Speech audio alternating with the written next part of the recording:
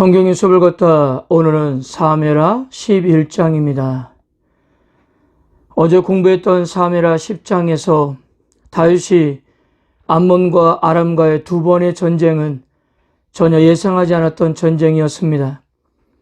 그런데 이 전쟁의 승리로 다윗은 팔레스타인 전체, 즉 유프라테스 강부터 홍해에 이르기까지 큰 영향력을 행할 수가 있었습니다.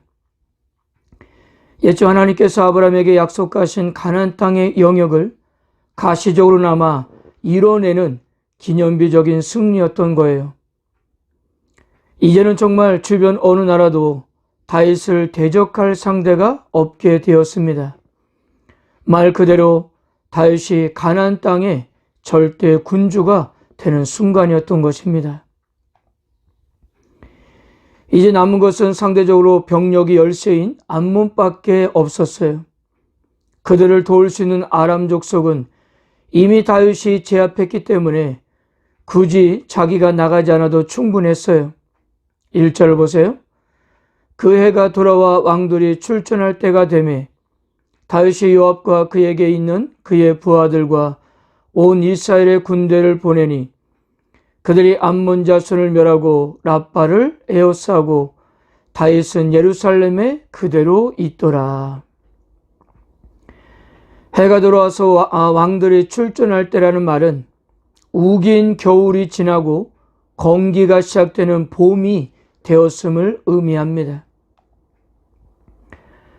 그런데 다윗은 요압과 그의 부하들을 전쟁터에 보내면서 자신은 예루살렘에 남아 있었습니다. 그대로 있더라라는 말을 우리들은 대개 태만이나 나태의 부정적인 뉘앙스로 이해하지만요. 히브리어 요세부라는 단어는 앉아 있었다는 의미로 자신이 현장에 나가지 않아도 될 만큼의 다윗의 권력이 절대적이었다는 사실을 의미하는 말입니다. 그러므로 이 사건의 본질을 성적 이탈이라기보다는 더 본질적인 것은 자신의 절대적인 권력에 의해서 벌어지는 일이었던 것입니다. 즉 다윗이 밧세바를 범한 것은 결코 우발적인 충동에 의해서가 아니라 할 수 있다고 생각해서 벌인 혹은 해도 된다고 생각해서 벌인 의도적인 범죄라는 사실입니다. 그러기에 하나님의 징계는 더 엄격했던 것입니다. 자기도 모든 것을 할 수 있다는 전능자 증후군에 빠진 결과였던 거예요. 본문을 읽다 보면 다윗은 얼마든지 돌이킬 수 있는 기회가 많았습니다. 그러나 다윗은 자신의 절대적인 권력을 이용할 뿐이었습니다. 물론 우리가 본문을 읽다 보면 밧세바의 행위에 대해서 해석이 분명하게 갈리는 것은 사실입니다. 4절에 보면 그의 부정함을 깨끗하게 하였으므로 해서 부정함은 여성의 생리현상을 말하는 것입니다. 율법에 의하면 여성의 생리현상 역시도 부정한 영역에 속했기 때문에 저녁 때 목욕을 통해 정결하게 해야 했습니다. 그래서 밧세바는 단순히 정결을 목적으로 한 율법에 순종하는 행위였지 다윗을 유혹하기 위함이 아니었다는 거죠. 그녀에게 문제가 있다면 보기에 매우 아름다웠을 뿐이라는 거예요. 그러나 여러 가지 정황상 밧세바가 다윗을 유혹하기 위해서 의도적으로 접근했을지도 모르는 일입니다. 그러나 분명한 것은 성경 기자가 밝히고 있는 것은 이 모든 결과는 결국 다윗의 권력 남용에서 비롯되었음을 강조하고 있습니다. 사무엘하 11장에서 보내다라는 단어가 계속 반복되고 있는데요. 히브리어로 샬라흐라는 단어로 명령 혹은 말 한마디로 세상을 통제하는 절대 권력자의 힘을 상징합니다. 1절에서 암몬을 제압하기 위해서 군대를 보낸 다윗은 자신의 사적 욕망의 범죄를 위해서 사람을 보내고 있었습니다.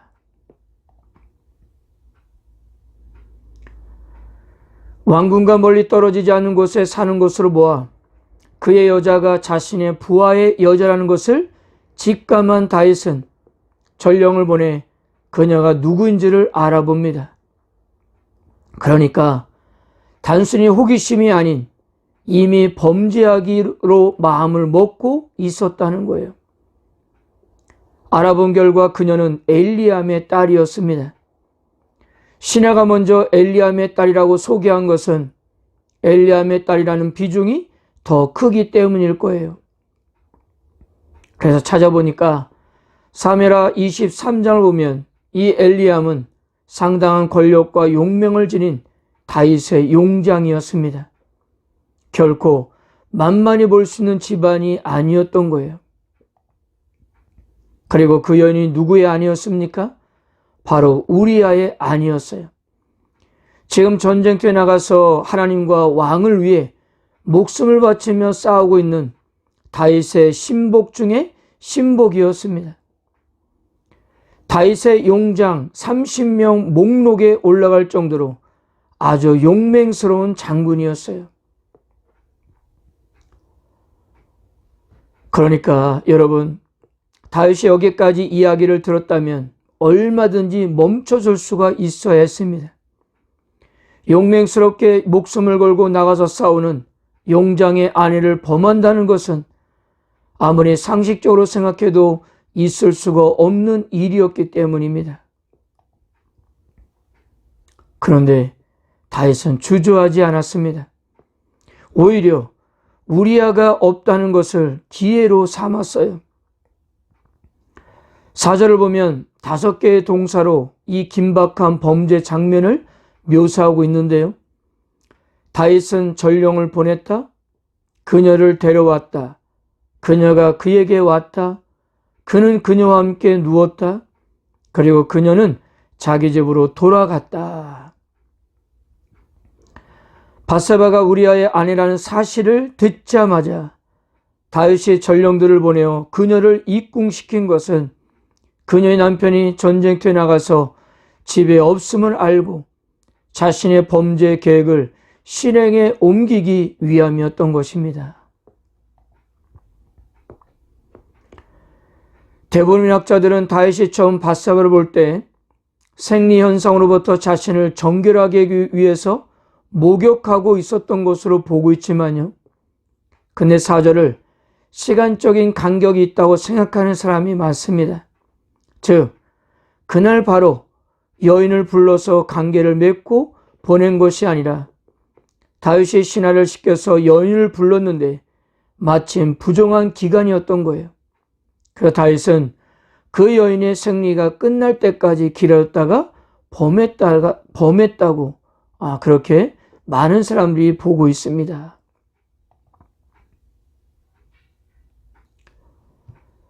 자, 이렇게 아무도 모르게 일이 일단락될 걸로 생각했는데 그만 밧세바가 임신하게 된 것입니다. 4절에서도 부정함을 깨끗하게 하였다라는 사실을 언급했던 이유도 이 여인의 임신은 바로 다윗과의 관계 때문이었다는 사실을 변증하기 위함입니다. 그런 부정한 기간이 끝나고 나서 다윗과 관계를 가졌고 임신했다는 거예요. 자, 이때부터 다윗은 자신의 범죄를 덮기 위해 아주 치밀한 계획을 세우는데요. 바로 전쟁에 나가 있는 우리아를 데려오는 일이었습니다. 그러나 우리가 본문에 읽어보듯이 다윗을 향한 우리아의 충성과 다윗의 흉악함만 크게 대두될 뿐이었어요. 다윗이 우리아에게 집으로 들어가서 쉬라고 하자 우리아는 이렇게 말했습니다. 11절입니다. 우리아가 다윗에게 아뢰되 언약궤와 이스라엘과 유다가 야영 중에 있고 내 주 요압과 내 왕의 부하들이 바깥들에 진치고 있거늘 내가 어찌 내 집으로 가서 먹고 마시고 내 처와 같이 자리이까? 내가 이 일을 행하지 아니하기로 왕의 살아계심과 왕의 혼의 살아계심을 두고 맹세하나이다 하니라. 성경기자는 사무엘하 11장과 12장에서 총 7차례에 걸쳐 우리아가 햇사람이란 사실을 이렇게 밝히고 있습니다. 즉 그는 이방인이었어요. 그러나 그는 충성스럽게 이스라엘 사람이 되어 하나님과 나라를 그렇게 섬겼던 것입니다. 다윗의 용장 30명 목록에 들어갈 정도로 대단한 용맹스러웠던 군인이었어요. 그런데 여기에 하나님으로부터 기름 부음을 받은 다윗은 이 이방인보다도 못했다는 사실입니다. 결국 다윗은 자신의 뜻대로 되지 않자 요압에게 시켜서 전쟁에서 죽는 것으로 시나리오를 써서 우리아의 손에 들려 요압에게 보냈습니다. 요압은 다윗의 명령을 따라 우리아를 전쟁에서 싸우다가 죽게 했고요. 우리아뿐만 아니라 그동안 다윗에게 충성했던 몇 사람들도 함께 죽었습니다. 26절을 보세요. 우리아 아내는 그 남편 우리아가 죽었음을 듣고 그의 남편을 위하여 소리내어 우니라. 다윗이 지금까지 유부녀와 결혼한 것은 이번이 처음이 아닙니다. 나발의 아내였던 아비갈과 결혼을 했었어요. 여러분, 여기서도 성경 기자의 흥미로운 비교를 한번 보세요. 밧세바는 죽은 자기 남편을 애곡했습니다. 그러나 아비가일은 죽은 남편에 대해서 애곡했다는 말은 기록되어 있지 않습니다. 그는 악인으로 하나님으로부터 심판을 받았기 때문입니다. 그러니까 남편에 대한 아비가일과 밧세바의 이런 상반된 태도는 나발은 악인이었고 우리아는 의인이었다는 사실을 상기시키고 있는 것입니다. 앞에서 잠깐 말씀드린 대로 밧세바가 다윗을 의도적으로 접근했을지도 모르지만 그녀의 남편 우리아는 아내가 애도할 정도로 의로운 사람이었다는 것은 분명해 보인다는 거예요. 이렇게 의롭고 충성스러운 자가 단지 다윗의 죄를 덮기 위해 희생되고 있었던 것입니다. 이로써 다윗의 범죄는 완전 범죄가 되는 듯 했지만 그러나 하나님의 눈은 피해갈 수가 없었어요. 27절 다윗이 행한 그 일이 여호와 보시기에 악하였더라. 여기서 그 일이라는 히브리 단어가 하다바른인데요. 이 단어는 다윗이 요압을 격려할 때 사용되었던 단어입니다. 25절 너는 요압에게 이같이 말하기를 이 일로 걱정하지 말라.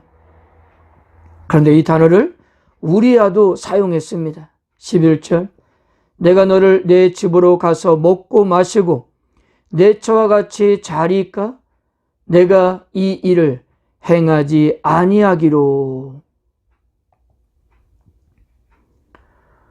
우리아는 지금 전쟁의 상황에서 집에 가서 아내와 잠을 자는 그런 일은 있을 수 없다고 했지만 다윗은 전쟁의 상황에서 우리아를 죽이는 그 일은 괜찮다고 격려했는데요.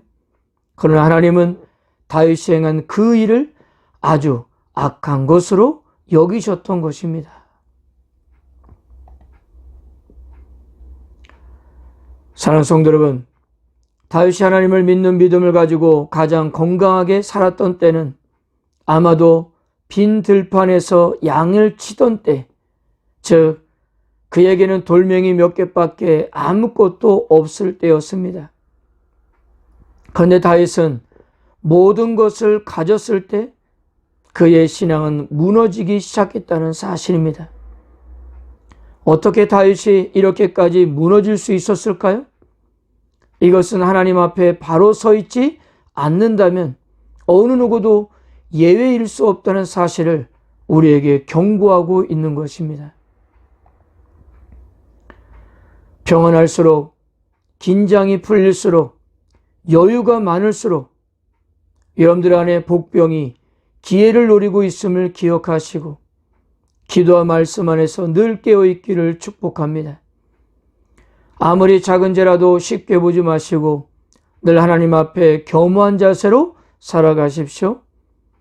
늘 하나님을 의식하면서 사시기 바랍니다. 혹시 이미 엎질러진 물이라면 가슴을 치면서 회개하시기를 바랍니다. 오늘 우리는 여전히 연약한 존재라는 사실을 기억하고 예수님의 십자가의 은혜를 의지하면서 하나님과의 바른 관계를 유지하는 하루가 되시기를 바랍니다. 아멘.